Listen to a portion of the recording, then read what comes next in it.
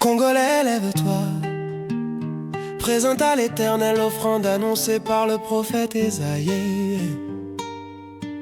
Sonde les Écritures et comprends que c'est de toi et ta terre riche dont parle le prophète. Le peuple habitant au-delà du fleuve, il envahira le sol congolais pendant 2 périodes, nommées été et hiver.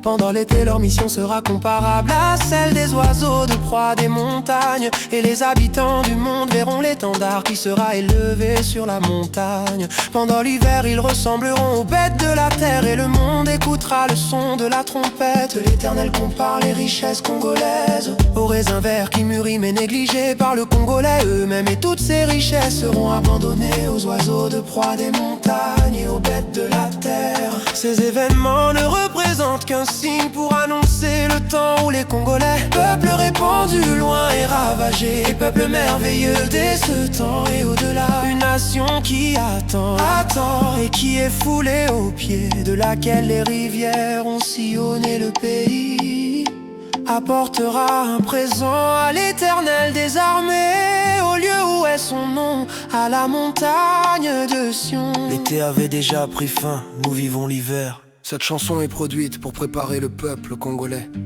et tout autre peuple qui voudra s'associer à lui de s'apprêter pour l'offrande. Congolais, lève-toi, présente à l'Éternel l'offrande annoncée par le prophète Ésaïe. Sonde les Écritures et comprends que c'est de toi et ta terre riche dont parle le prophète.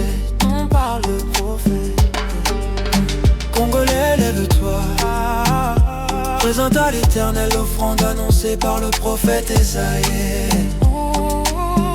Sonde les Écritures et comprends que c'est de toi et ta terre riche dont parle le prophète.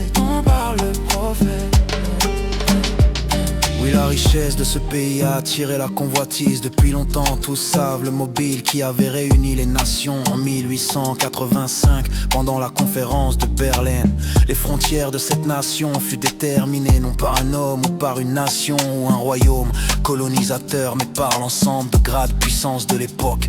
La Grande-Bretagne, l'Allemagne, les USA, la France, le Portugal et autres. Alors qu'à l'époque, ces grandes puissances, poussées par le goût du commerce en Afrique, étaient attirées par ce grand fleuve plein d'affluents qui sillonnent une grande nation. Oui, le Congo, c'est un pays pas comme les autres, redoutable depuis qu'il existe.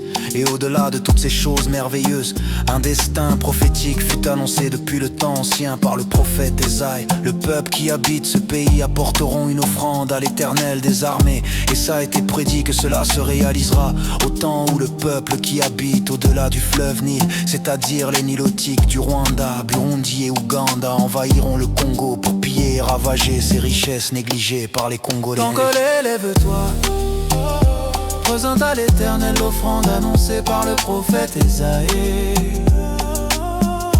Sonde les Écritures et comprends que c'est de toi et ta terre riche dont parle le prophète. Je viens par la présente, au nom de mon peuple, dire au monde entier que le sang versé en abondance, la chair détruite et souillée, et toutes ces âmes que l'Éternel a vu monter vers lui à cause de cette guerre, toutes ces choses abominables faites sur mon sol ne resteront pas impunies. Nous nous attendons pas à la justice humaine, car elle ne saura pas penser et réparer les préjudices causés en pardonnant nos envahisseurs et en déclarant que nous les aimons. Face tournée vers l'Éternel, et nous citons avec force le premier mot de cette prophétie qui est le même que le sort de Judas Iscariote, tel que le Christ lui avait dit, je cite: le Fils de l'homme s'en va selon ce qui est écrit de lui.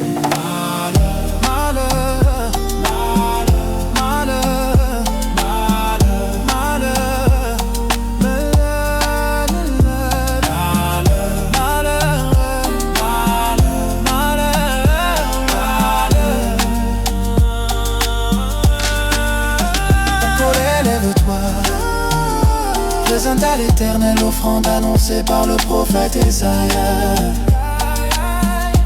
Sonde les Écritures et comprends que c'est de toi et ta terre riche dont parle le prophète.